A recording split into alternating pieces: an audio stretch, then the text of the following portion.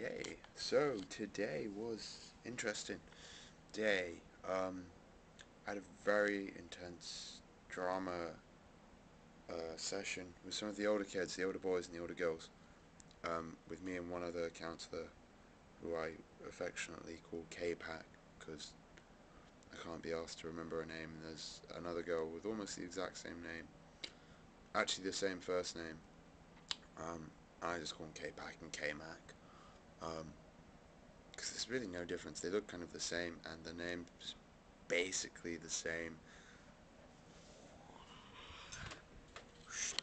So, I just figure they're kind of the same person.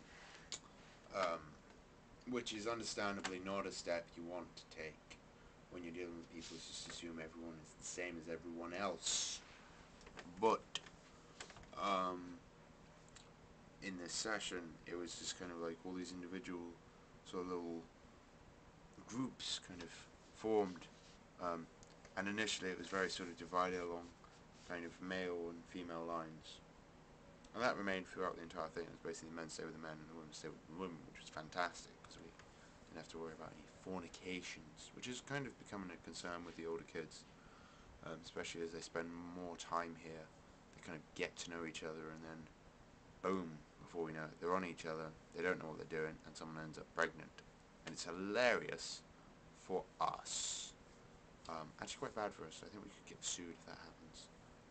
But then, obviously, these kids, they are just kids. They are idiots as well. Their life is pretty much ruined. It's over. If that happens, it's very sad, very tragic. So we're trying to prevent that. At the same time, it's not really something I was terribly concerned about with these kids, because while the girls were very sort of orthodox, very traditional, sort of stereotypical American teenagers, the boys were basically just right. If you've seen Bruno, I mentioned it a couple of weeks ago in a video. The first like 10 minutes of that, there's this sequence which is very heavy. Some very adult content in it.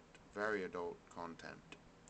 Go watch that, and then imagine that with like 14-year-old boys, like 14-year-old boys, trying to reenact that, and being all like physical, and a little beardy British guy and a kind of squeaky American girl telling them to stop and that this is a travesty against all of nature and God's creations.